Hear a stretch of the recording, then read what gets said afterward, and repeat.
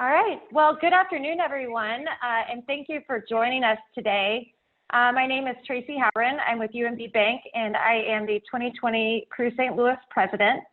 I'd like to welcome you all to this much-awaited tour of an iconic new development in St. Louis, the City Foundry. This tour and presentation is presented by 4 organizations: Cruise St. Louis, SNPS, ULI, and the St. Louis Council of Construction Consumers. Thank you for the collaboration of all of these organizations, and special thanks to those who helped coordinate the program, the programs committees, and all of these organizations. And an extra special thanks to Sarah Bundy with Pasco and Sharon Henderson with the Lawrence Group, who planned and executed many of the logistics related to this program and tour. I'd like to take a few minutes to thank sponsors for all of our organizations. Your support of our organizations helps to support our industry, our members, and helps us to pursue our missions. So thank you for your support. So we'll start with the Cruise St. Louis sponsors. And if you are a representative of one of these companies, you can do jazz hands so that you can be recognized along with your company. So our Cruise St. Louis sponsors, the Platinum is UMB. Our gold sponsors are Bamboo Intellica, Cape Sokol, Spencer Fane, Enterprise Bank and Trust, Growing Green Inc., Coke Development, McCarthy, Midwest Elevator, R.L. Jones Properties, Simmons Bank, Smith Amundsen, CRG Lamar Johnson Collaborative and Clayco, True Title Company, and Working Spaces. Our silver sponsors are Brinkman Constructors, CLA, Colliers International, Great Southern Bank, Lawrence Group, and our bronze sponsors are Arco Construction, Balky Brown, Transwestern, Carmody McDonald, Denton's, Anders, First American Title, Hush Blackwell, Gemma, Midwest Regional Bank, and Duke Realty. Thank you so much. Moving on to the SNPS sponsors, we'd like to thank our event sponsors, CEC, Civil and Environmental Consultants, Inc. Platinum sponsors, SM Wilson and CD Companies. Gold sponsors, McCarthy and Custom Engineering. And silver sponsors, Castle, Magnetize, Lawrence Group, KWK Architects, Development Strategies, and CDI.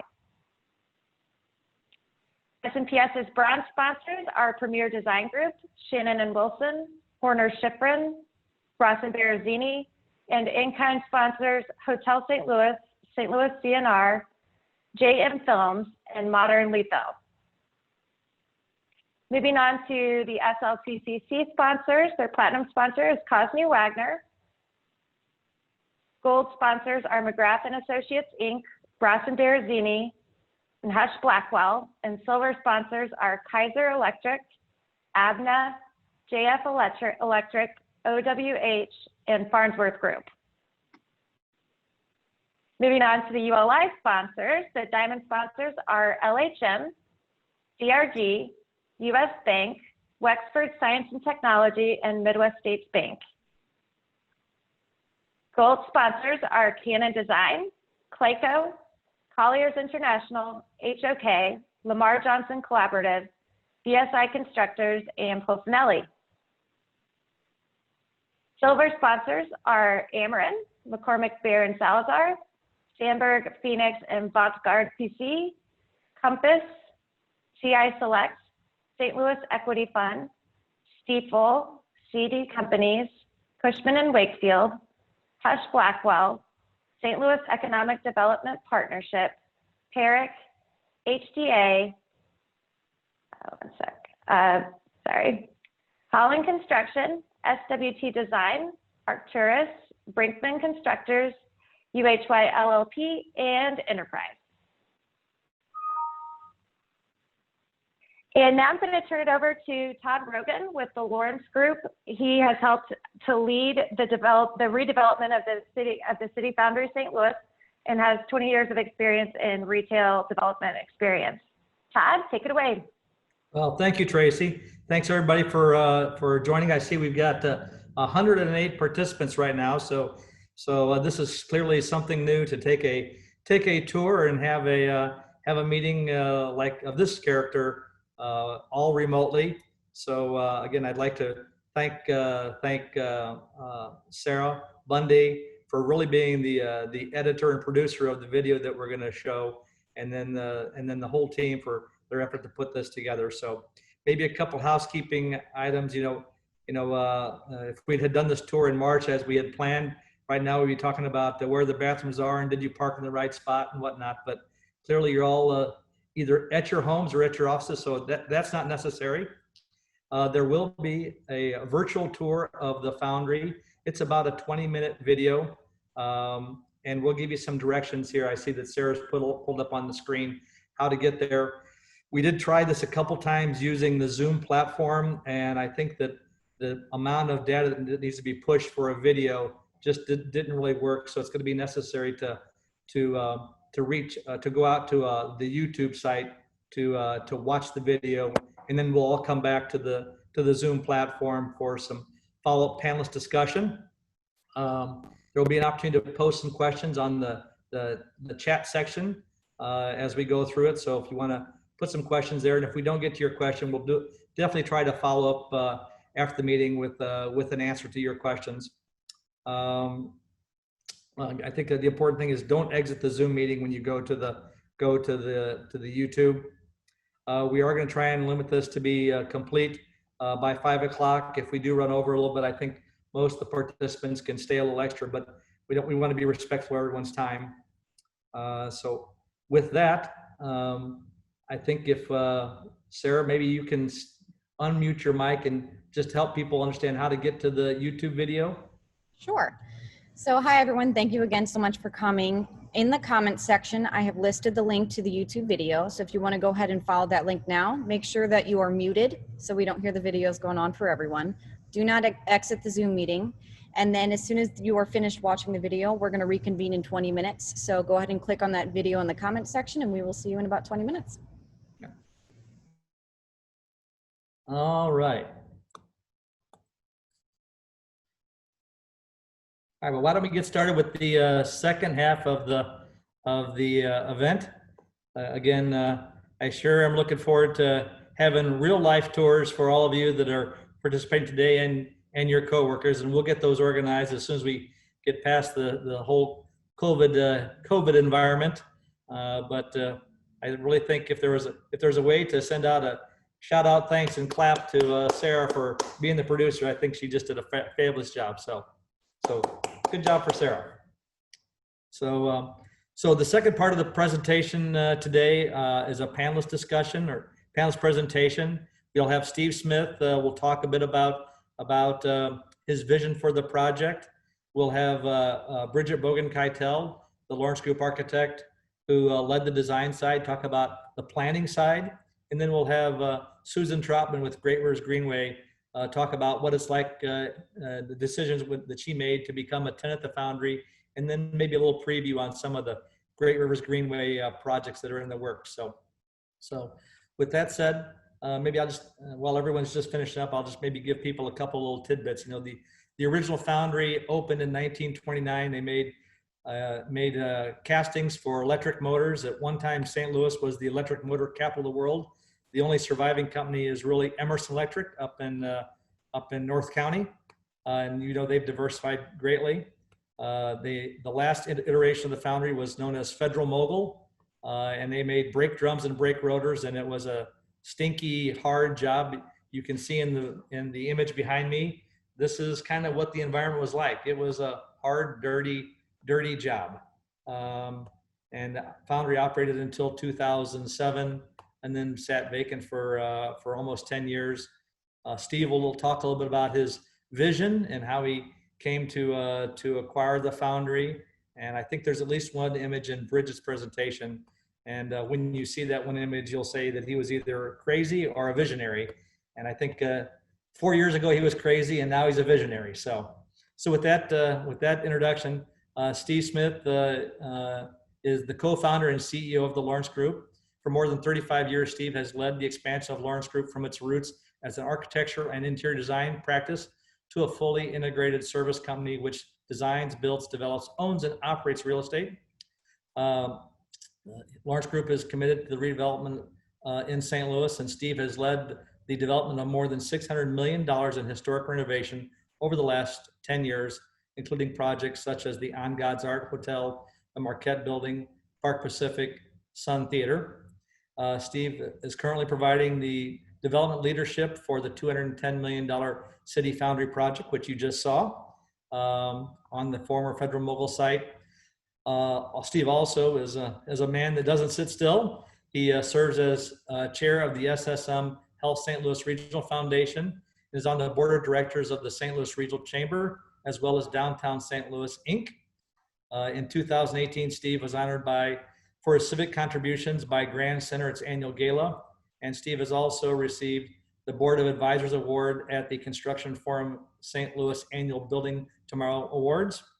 I think it's important that we distinguish Steve's roles here. So on one hand, he is CEO of the Lawrence Group, which is an independent company, and the Lawrence Group provided development services to the project City Foundry. And on the other hand, Steve, independent of the Lawrence Group, led the investor group and the visioning that produced City Foundry. So serving two distinct roles. So the Lawrence Group is a service provider for the City Foundry project. So with that introduction, Steve has a couple of slides and he'll walk you through kind of what he saw and how the vision started. And with that, I think Sarah will tee up some Steve slides and Steve will go off mute and have at it. Thank you, Todd. Can you hear me? Am I off mute? Good? Yep, you're good. Well, thank you, Todd. Thank you, Tracy. And hopefully everyone enjoyed the virtual tour. Very impressive what you guys did to kind of create that tour. I will say, looking forward to when we can show it off in person, because there's nothing like walking into that big food hall and feeling the volume and seeing the details. So hopefully we can do that with all the organizations here in the not too distant future, I'm hoping. So before we get into the slides here, you've seen kind of the visuals, and we're going to talk more about kind of the physical side, but I really want to share with everyone kind of what we were trying to accomplish. Really, what was the thinking behind creating the City Foundry? There's really four things I want to touch on. The first is back in 2015, when this really began to be an idea, we at the Lawrence Group were starting to recognize through some of our client relationships a fundamental shift in the way clients were thinking about workplace, the way clients were thinking about retail, and how clients were thinking about basically commercial development overall. Obviously, that's 5 years ago, and a lot has changed in that time, and COVID has accelerated that change.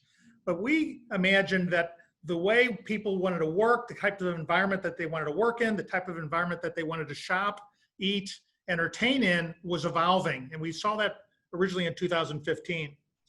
The second thing is really an emphasis on mixed use development, especially in urban environments.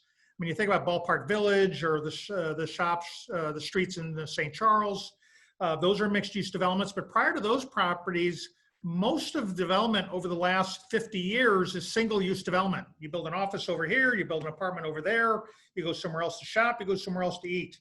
And so over the last number of years has been an evolution towards mixing those uses together to create a more vibrant and dynamic and experiential environment.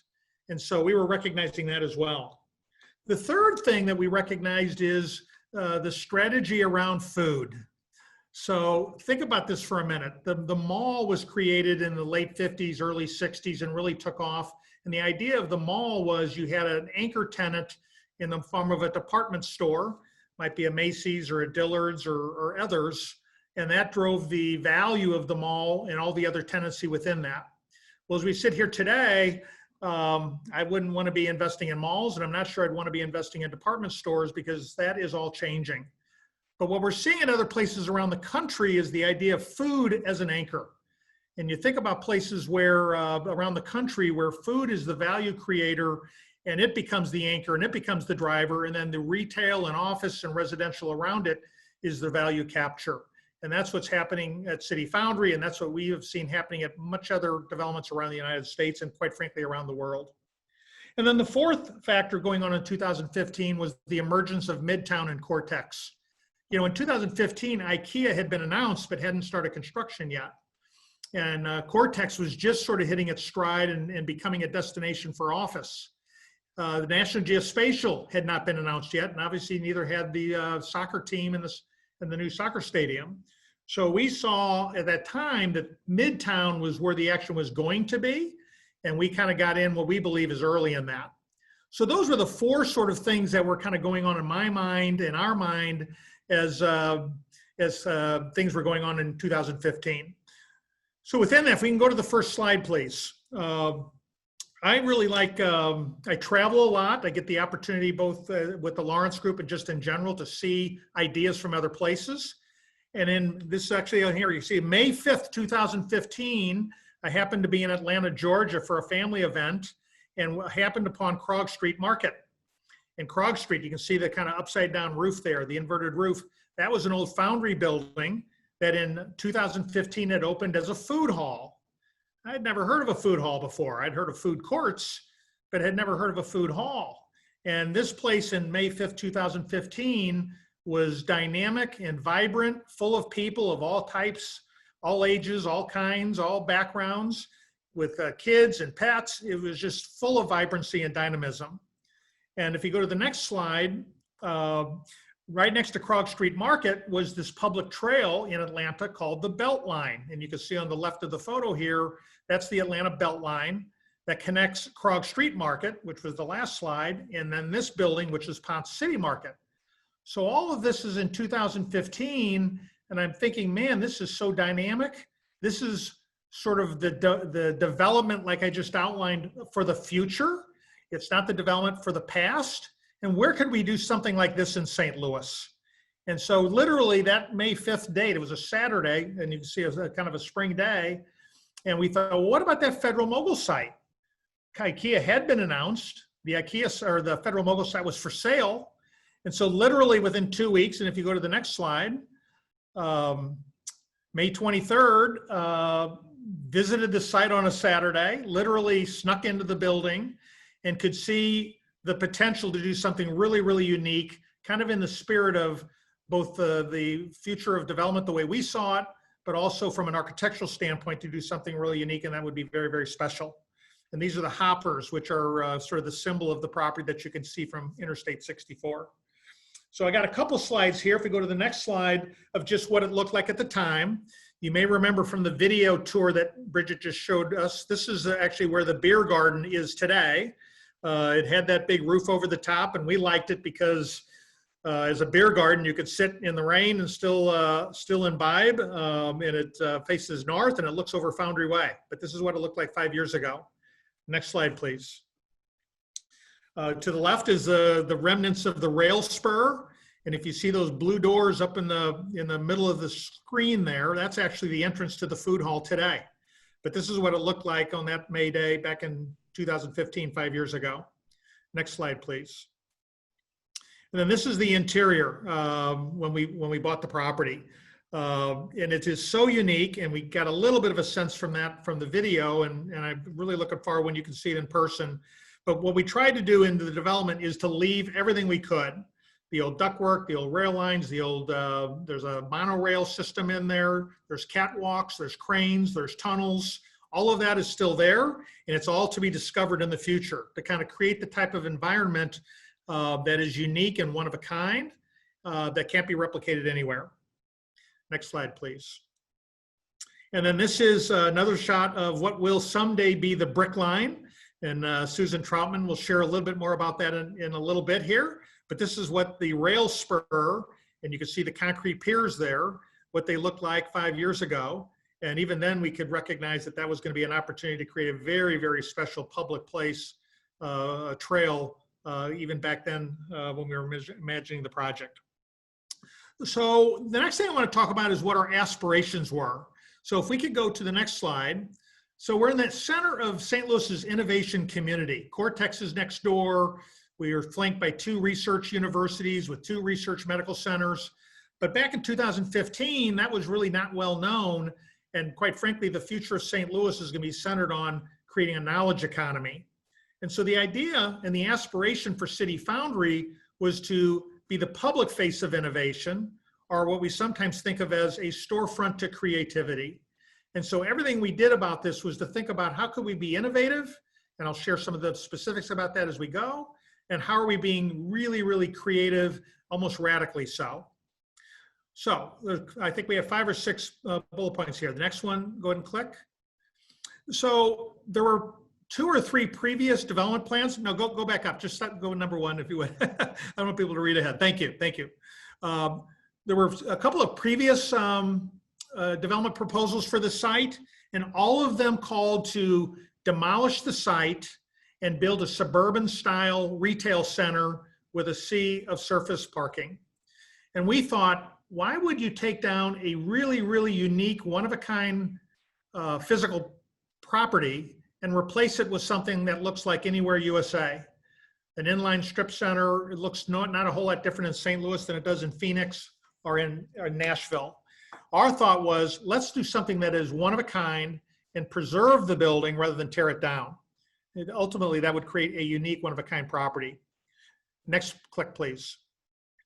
So I said earlier, the importance of mixed use. We really believe that the economic development of the future is going to be taking uses and putting them together. And at City Foundry, in the first phase, we obviously have food, we have entertainment, we have office, we actually have research on site, we have retail, we have grocery. Our second phase will add housing to that. And that means that there will be people there 24 hours a day, 7 days a week, because people are living there, working there, shopping there, eating there, entertaining there. And that creates a dynamism and a vibrancy that you don't get in single-use developments. It also means that you can basically live here and not be as dependent on a car, because most of the services you need to live are on site within walking distance. Next one, please. So this was a big deal for us, is curating the tenancy. And I'm sure we have a lot of real estate brokers and agents on the tour here. And we've spent a lot of time, even to this day, debating the tenancy and the type of tenants. Our goal was to have one of 2 things, that the tenants primarily would be unique to St. Louis. So in the case of Alamo Draft House or Punch Bowl Social or Fassler Hall, they could have gone anywhere. Their only location is at City Foundry. And some of the tenants we're continuing to talk to right now, which I can't talk about yet, but hopefully we'll land them. This would be their only location in St. Louis. So it really creates a destination property. The other is to be local. And we're seeing during this COVID period how much the public is supporting local. And so the food hall specifically is, for all practical purposes, all local businesses. And we think when people travel, if you think about going to other cities, you want to experience that local community. You don't travel to New Orleans and go to a Wendy's. So we wanted to create an emphasis on St. Louis local here. Next bullet, please. There we go, authentic. So we didn't try, as Bridget showed you in the tour, we didn't try to clean anything up. If it was painted brick, peeling brick, if it was the old catwalks, we just left it off. It's rusted, we coated it so it's clean to the touch, but we just left it. That made the property, again, authentic. It's not make-believe old, it's really old. And we're really memorializing the past and thinking about what would have happened over the last 100 years in this building. And quite frankly, we celebrate the grittiness, the graffiti that still remains. Next point, please. And then last, I think, is innovation. So we've tried to challenge everything about the way office, retail, restaurant, food, entertainment, overall development, how it was done in the past. We challenged ourselves to do it differently in the future. And we're exploring and experimenting with things right now. For instance, we're going to have a City Foundry app. So you'll be able to go to the City Foundry app. You'll be able to order from multiple different vendors in our food hall and have it in one delivery to your home, to your office, to wherever you might be. That's really innovative, certainly in St. Louis and to some degree in the country. We're going to have a concierge shuttle system where people will be able to shuttle nearby at no cost to them. And so we're experimenting and trying to innovate in the way City Foundry will also be part of the broader community. So those were some of the aspirations we have that are reflected in what you see as you go around, but I wanted everyone to understand what we were trying to accomplish here. So I think we have a couple of slides. Let's go to the next one. that just kind of showed the progress. So this is We Begin. This was the beginning of the environmental cleanup in the summer of 2016, almost exactly, I guess, 4 years ago. This is actually where Fassler Hall is today. I love this photo, but this is what we started with 4 years ago. Next slide. So we're going to hear from Susan Troutman in a minute, but from the very beginning, and I showed you that slide early on of the Beltline in Atlanta. And for those on the call here who have been to the High Line in New York, or the Cultural Trail in Indianapolis, or the Katy Trail in Dallas, we really recognize the value of having a trail connecting City Foundry to the development, but also the ability to use this as a connection piece to be able to get to Cortex, or from Cortex, or BJC, or St. Louis U, and to be able to get to City Foundry without having to get into your car. So this sketch was August 13th, 2016. And in a couple of minutes here, Susan Troutman will be sharing with you the progress we've made on basically implementing this idea that goes back, and this actually was part of the master plan of Great Rivers Greenway even before 2016. Next slide, please. The food hall. I talked earlier about the importance of food and food as an anchor. We think the food hall, while it's only about 5% of the project in terms of size, is sort of the heart and soul of it. We believe it's the anchor for the project in terms of destination. We think it creates value to everything around it. And so the curation of the food hall, getting local creative chefs with local creative ideas that you can only get and find at City Foundry, is really a part of the essence of what we're trying to create here. This was our introducing the concept of the food hall to the St. Louis culinary community. And so you can see here, this is, we had 4 panel members, just like we're doing today, except this was in real, explaining how food halls worked. And so we're gonna really have a really interesting food hall when we open up here in the not too distant future. Next slide, please. This is when we actually started construction in August of 18. One of the nuances here is we started construction before we had closed on our construction loan. We had signed a bunch of leases and we needed to move progress forward to get those leases in place, even though we didn't have our financing in place yet. Next slide, please. I think this is the bankers. So this is actually about a month or so before we closed on our construction financing. I love this. There's 7 banks involved in City Foundry. It's a $111 million loan. And you may recognize some of the people on the tour here, but I love this view of a bunch of bankers touring an old gritty construction site. Next slide, please. So this is actually when we started building the new buildings. You saw this earlier, but I just love this shot. We had the largest crane in St. Louis as we were building the parking structure. And this was just a year ago, not even a year ago. You can see where we were on the project. And SM Wilson was our constructor, did a great job in bringing the project online. Next slide, please. Just wanted to share this for the numbers people in the audience here. This is the total capitalization. It's actually with contingencies, it's 230 million. I think it's been mentioned 210, but we had some extra contingencies in here. But you'll notice 111 million in debt is less than half of the total cost of the project. So this is a very, very low leverage to development. We have a lot of equity in this. We've got great equity partners. And we also have substantial historic tax credits, which were really, really key for making this project happen. Next slide, please. And CIBC is our lead lender. I do want to thank them. I don't know if any of them are on the call here. Some of you may know Mark Brandom there on the left. They really were a great partner for those who work with the lenders in the St. Louis community. They've been a great partner. On the right is their global CEO, Victor Dodig, who flew in from Toronto to visit the project and spent a day with us. So anyway, I wanted to thank CIBC. And then I have one last slide here. And that is our vision for the future. We have phases 2 and 3, both to our east and our west, where we expect to add a lot of residential development and additional office development and other plazas and public spaces and retail.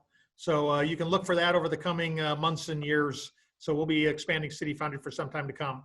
So I'm gonna stop there because I want to keep us on schedule and turn it over to Bridget. All right, so let's back to Todd for a second. So I see we are going to run long on time. So if you do have to drop off, I believe that we are recording this and it will be available on some of the organization websites. So if you need to drop off, you'll still be able to see the rest of the presentation. Just one quick comment on Steve wearing 2 different hats. if you heard him say that we started construction before we had the construction loan, that would be Steve Smith developer, not Steve Smith architect. So big difference in mindset. So next up we have Bridget Bogan-Keitel. She is a design architect at the Lawrence Group, and she runs the Design Collective Studio, which includes architecture and visioning. Bridget joined the Lawrence Group in 1996 and has had a wide range of experience and clients. For nearly 10 years, Bridget worked almost exclusively on media and broadcast facilities throughout the country. In addition, she has great experience in corporate architecture, higher education, hospitality, and nonprofits, as well as a significant experience in historic renovation projects like City Foundry. Bridget is currently the senior project manager for the City Foundry project and the historic renovation of the site. As you've heard before, it's about $210 million worth of investment on 14 acres, a little over 335,000 square feet of mixed use. So with that, I'll turn it over to Bridget to speak a bit about how the design side worked for this City Foundry project. So Bridget, you are up. Thank you, Todd, and thank you, Steve, and thank you for everybody participating today. If we go to the next slide, I just wanted to reorientate everyone on the site plan. And so we have 2 signaled entries off of Forest Park and Van Deventer, and there are multiple access points to the garage, which are indicated in the bright red arrows. So if the customer parks in the garage, the pedestrian entry path is on access with the food hall entrance, and that is the blue arrow. So that's again flanked by 2 mixed-use buildings. The mustard color is the pedestrian pathway, which will be closed to traffic. 2 of the buildings on site are considered historic, the BICO building and the Foundry building.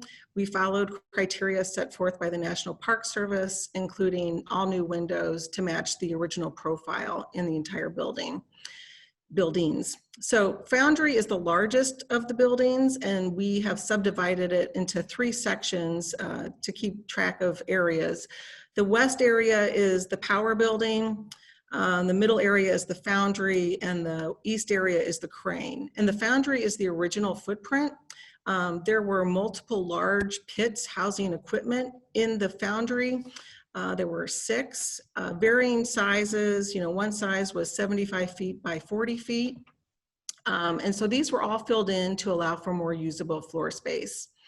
From an organization standpoint, a design standpoint, and given the sheer size, each building on the campus had a core team and a PM, and the staff was fluid between all the different projects at one point or another, because the construction substantial completion date has staggered over time.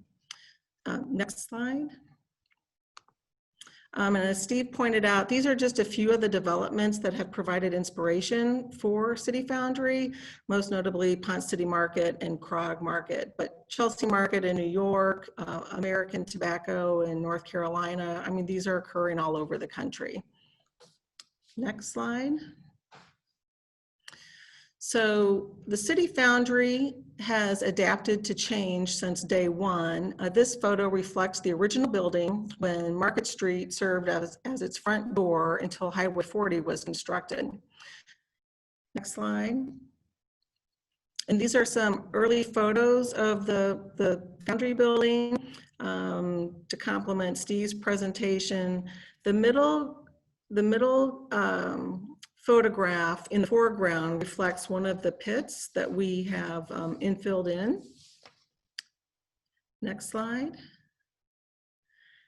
The next 3 slides will be a comparison between what it looked like in 2015 and what it looks like now.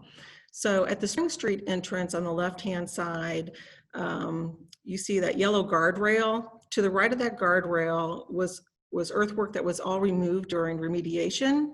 So on the right-hand side is how the site looked as of last Friday. That's Foundry Way, and you can see the exposed foundation on the north elevation of Foundry. Next slide. This is the pedestrian walkway, just showing just the character of the condition of the exterior buildings. And on the right-hand side is what it looks like today. And we tried to keep whatever we could, and what was not structurally stable, we rectified.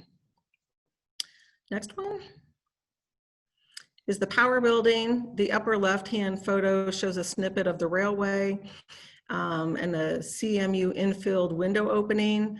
And on the right-hand side is what it looks today. And so we've replaced those infills with windows, which provides great light.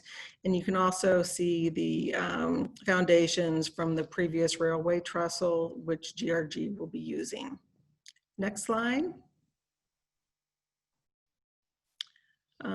As of last Friday, this is how the site looked. And so on left-hand side is one of the north mixed-use buildings, and at the left-hand side of that photograph is GRG space. It's a two-story space, and then this particular slide shows detailed conditions of how the construction turned out. So the tall one in the middle shows two different types, different building materials, to give it that it's to maintain that gritty look. The mantra during the project was, what would the plant manager do? How would the plant manager solve this problem? And so that's why we wanted to retain as much of the existing conditions as possible. And that's it.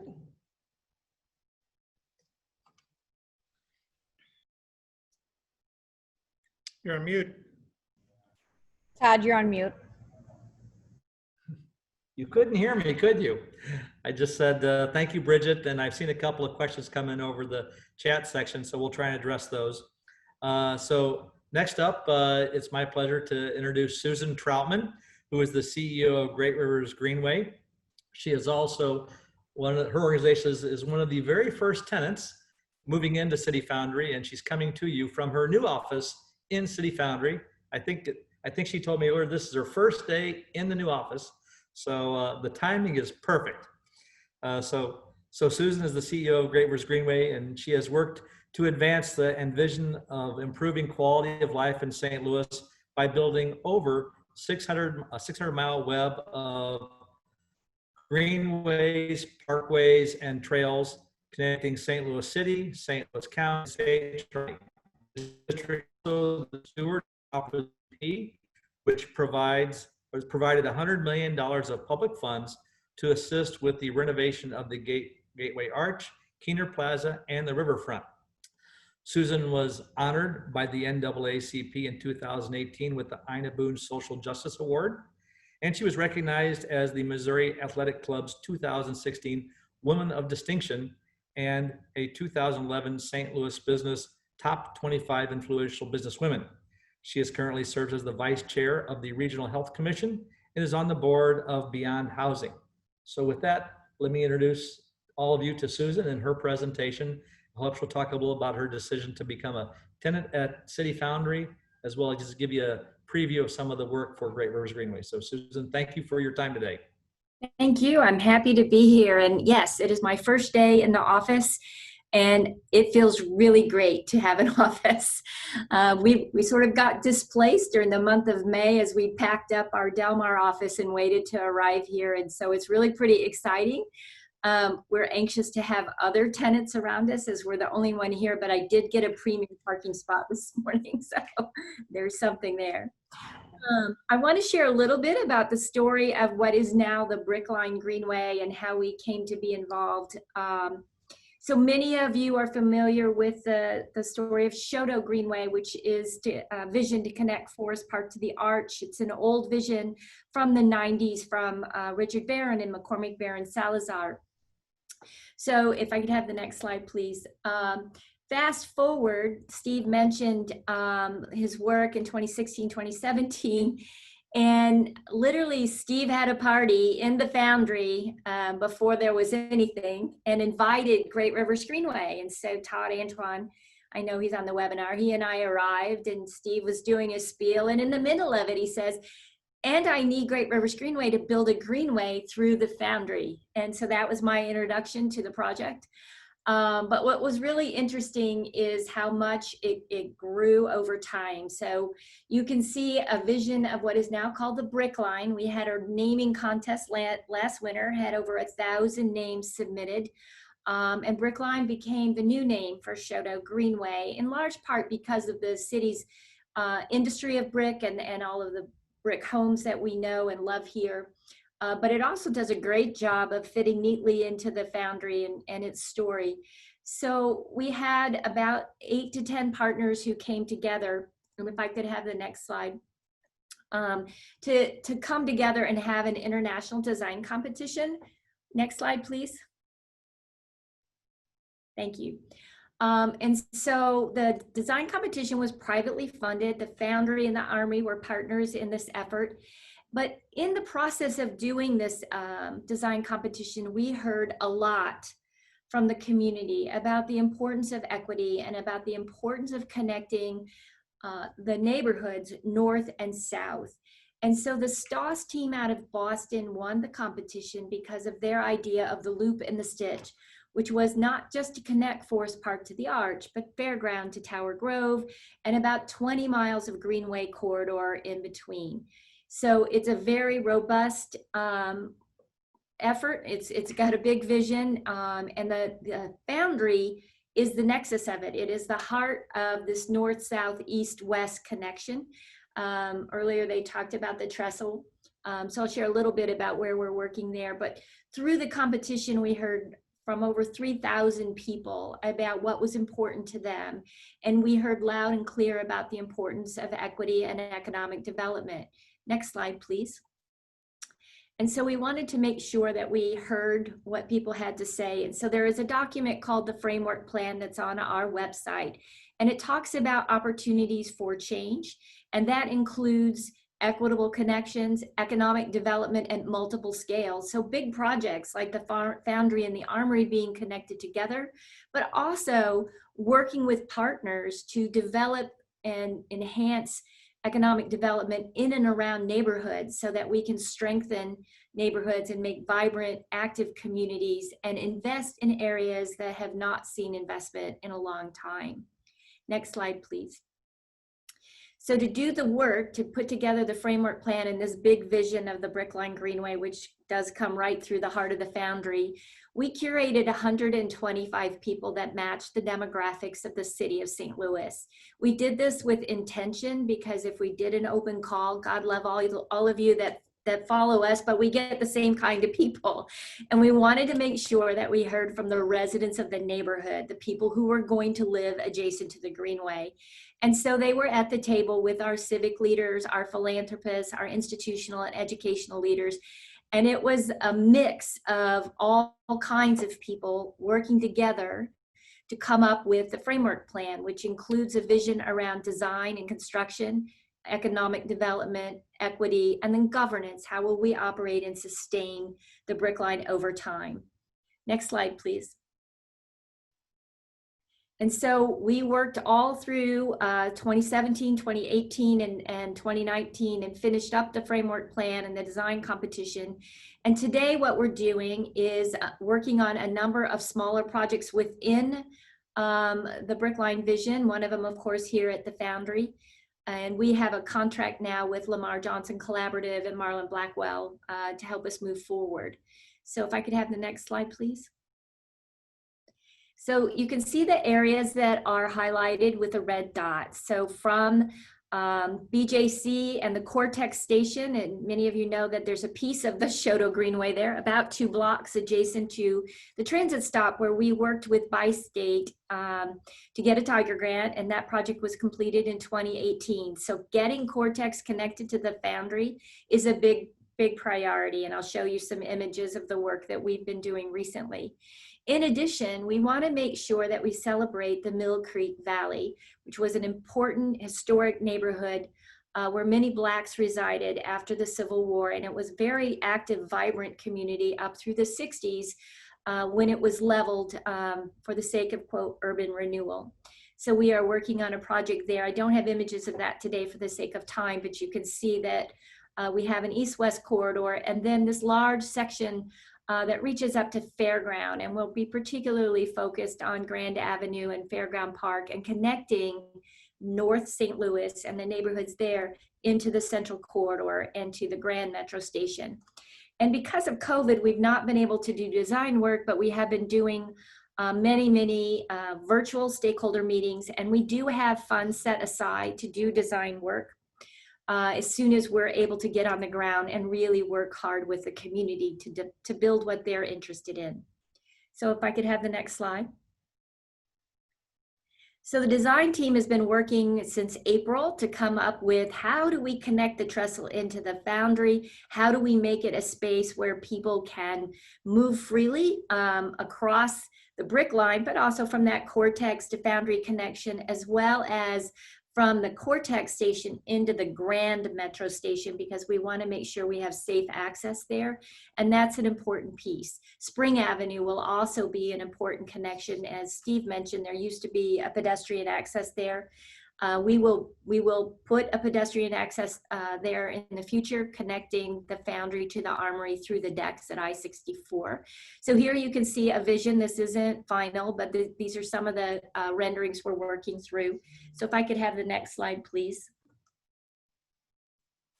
So this is a view coming from the trestle over Vandeventer into the Foundry, and you can see Alamo Draft House and our little office right next to it. One of the things we're thinking about is landscaping and materials. We know it has to look and feel industrial because of the historic nature of the site. So Marlon Blackwell has come up with a number of different images for the bridge and how it might look and feel. Next slide. And so this is the interior of our office. So how did we land in the Foundry? Well, there's obviously, right, we're on the brick line. That's pretty exciting. But from a practical viewpoint, our staff has grown since the passage of Prop P in 2013. We had a staff of 8. Now we have a staff of 25, and we host a lot of community meetings. And we had really outgrown this great space that we had on Del Mar and needed to move. It just happened to time well with the Foundry. We looked at a lot of spaces, but we had priorities. One is that we had to have access to transit. We have a lot of staff that bike and use transit to work, and it's also an important part of who we are. We prefer to be located in the city of St. Louis. We feel like supporting the city is really important to supporting the region. We want an active and vibrant city, and we want to be a part of that. And so we began talking with Steve and looking at the vision, and today, this is where we live, and we cannot wait to invite you here and have community meetings. So you're looking at the community room, which is next to my office. It seats about 100 people, and it looks out over Foundry Way and the food hall across the way. Next slide. So we have a big open space when you walk in. We have cubicles, which we've adapted recently because of COVID. And today they were hanging the baffles from the ceiling. So it's a pretty exciting, open, airy space, and one that's got a lot of energy. So our team, which is really an active group of people, will really enjoy being here. Next slide. And because we had grown, we needed more space than we had before. And so Steve's team was really terrific about coming up with a solution where we have a mezzanine. And so the quieter side of our staff, the finance team and the operations team, will be upstairs. I think there's another pic of that from in the next slide. Yes. So this is the view looking down, and the doorway there in the far left, that's my corner where I'm sitting today, and I also have a great view out on Foundry Way. You can see we're still moving in. We've got more done than you see here, but it's a pretty exciting space. Next, please. So a view from the mezzanine and its overlook where you can see all the light and the windows. So as planners and engineers and economists, we've got a wide variety on our staff. This is a really great space to be creative in, so we're pretty excited about it. Next slide. And this is the outside view. We don't have our signage yet, but we've got a great signage package that's coming. So we're pretty excited. You'll know we're here, and the brick line will lead right up to where you see the orange fencing. So we're working on that design right now. So I think the next slide might be the last one. Oh, this is our sign package. So our motto is live life outside. So we'll be putting that over the window so you'll know where we are, and we hope that you'll come visit us. Next slide. So this is an image of the brick line, and we take St. Louis from the north here. As you can see, Fairground Park to the south, and our vision of connecting St. Louis together, and really that cross section where north, south, east, and west met is here at the Foundry. So it's a pretty exciting place to be. So we're grateful to Steve and his team for making it such a wonderful place. So thank you. All right, well, thank you so much, Susan and Bridget and Steve. So I hope you're all really excited about what you've seen. I don't want to miss the opportunity to let you know that we do have a little space left available. I know we do have a lot of brokerage and leasing folks that are participating in this presentation. So Rob Sodi is our director of brokerage. His line is always open. He likes calls after midnight. So reach out to him if you have a client that you'd like to get a tour of the Foundry. So we're going to move on to the questions section. I did get a couple in over the chat line, as well as one on an email just a minute ago. So one question was about the environmental cleanup. So through the Missouri Brownfields program, we spent about $5.5 million cleaning up the Foundry. It was mostly the Foundry sand that had been left in the building or had accumulated in the building over the last 90 years. We did get our clean letter from the state, so the site and the building are clean. So that was accomplished with a third-party contractor and SCI engineers acting as the owner's representative. There was a question also about security. So the Foundry is equipped with a complete CCTV system. We take safety very seriously. And so that system is up and running since we do have a tenant with Susan and her team in. So, and then I do have some other questions I think that came in from our friends and sponsors at the SLCC, and they've got a couple of questions about front-end planning and change management. And so their question really deals with on the essential process of developing strategic information with which the owner can address risk and make decisions to commit resources in order to maximize the potential for a successful project. So the first question really might be best addressed by Steve, and that's what were some of the identified risks and what course of actions were taken to mitigate or eliminate those risks. So Steve, maybe you could just talk just a minute about how you bought the site as a environmental site. It was not clean, but you were willing to take the risk, and how you assess that. Yeah. So, a lot of feeling about risk is from experience. I mean, Lawrence Group and my own development experience has almost been exclusively, my development experience has been exclusively historic buildings. And most of those buildings had environmental cleanups associated with them that we either did through the voluntary cleanup program with the state or brownfield programs to help pay for it. So going into the City Foundry site, which we knew was a dirty site, we had a lot of experience and quite frankly, a fair amount of information on what we were getting into. And quite frankly, I felt like we were able to take advantage of buying this property at a very low cost because we knew how to deal with the environmental problem. And that ended up being the case. It took us about 1.5 years to get it cleaned up.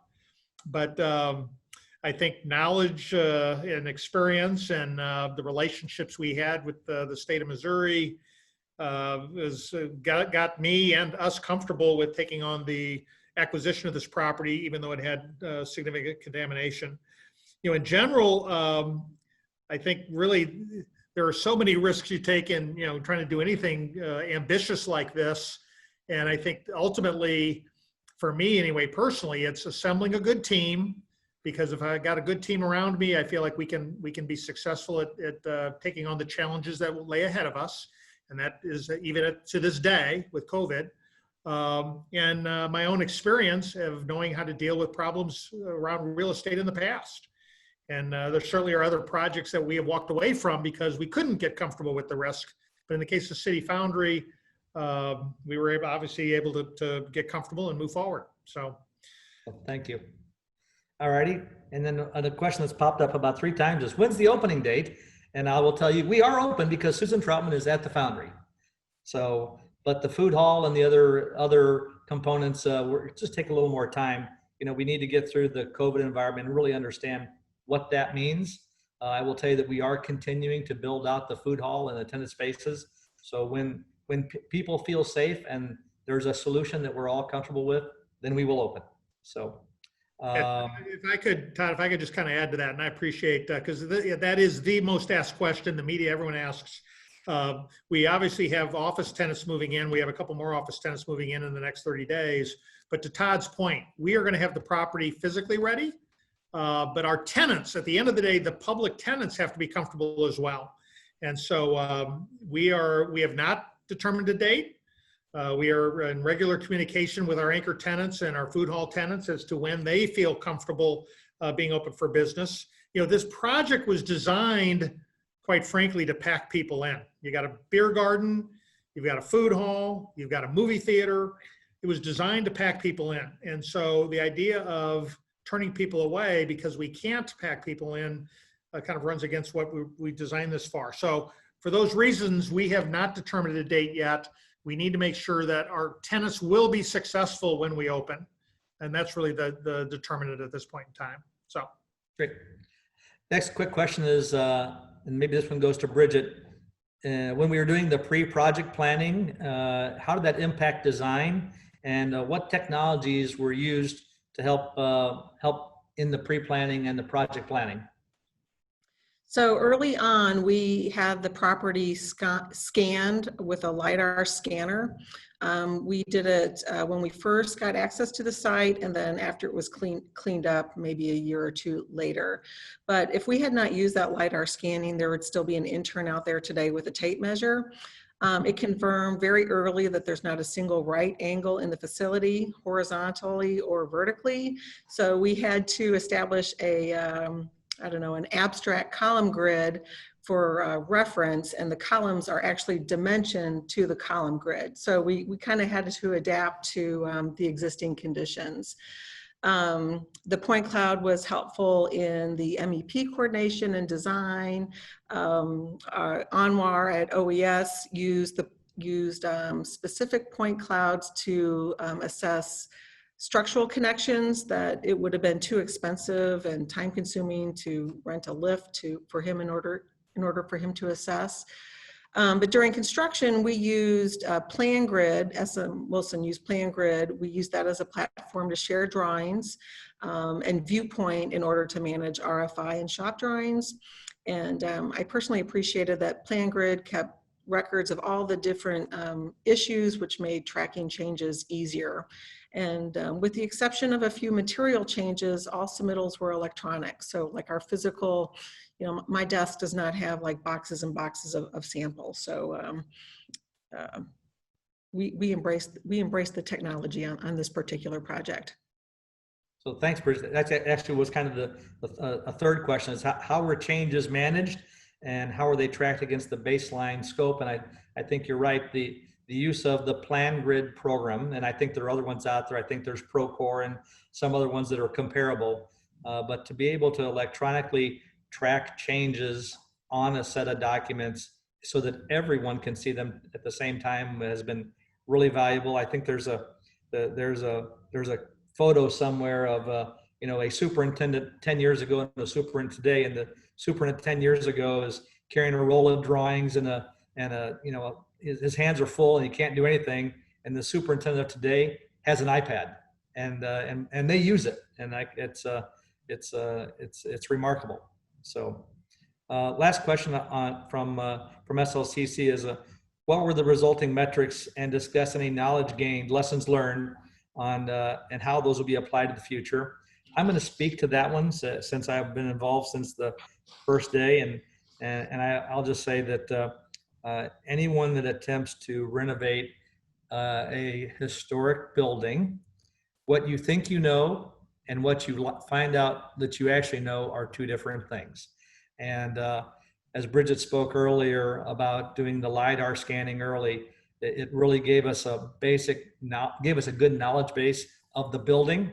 But once we started taking walls out and removing things and digging into the building, we were gonna, I'll give an example, we were gonna save the wall along the highway, the south wall. Well, once we got into the building, that south wall, I'm not sure what was keeping it standing up. So the south wall that you see from the highway is old bricks, some old bricks, some new bricks, completely rebuilt. So in answer to that question, maybe it's just really from a historic standpoint, historic buildings and repurposing buildings is much more difficult, in my opinion, than building a new Walmart in a cornfield. So there was also a question I saw come in about minority participation, and we are in the city, and the project is receiving some TIF funds. So we are being compliant and embracing the mayor's executive order. I believe to date we have committed about $14.8 million to minority enterprises. And that's just through the shell and core and just the beginning of the tenant improvement work. There's still lots of work to do, so we'll continue to work through that and embrace the minority business community.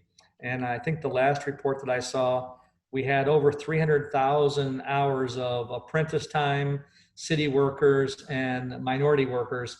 When you break it down into a 40-hour week, that's a lot of jobs.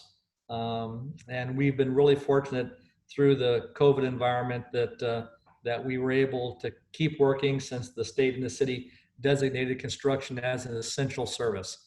And so while we had a couple of weeks of slower production, for the most part, we never stopped. So I think that's about all the questions. I see that we're about 25 minutes over. If you have any other questions later on, do forward them on to someone through your organization, and we'll certainly try and address them. So I do want to absolutely thank all our three presenters, Bridget, Susan, and Steve, and also a big thank you to Sharon Henderson and her team to help organize things on the Lawrence Group side, and then Sarah Bundy for being the producer of the video, and then I'm sure I'm forgetting someone, Tracy Owen from crew, and Rob and Bob Cordy, who helped organize the SLCC component. So big thanks to everyone. This was a first, probably won't be the last video tour. So we appreciate everyone's time. So.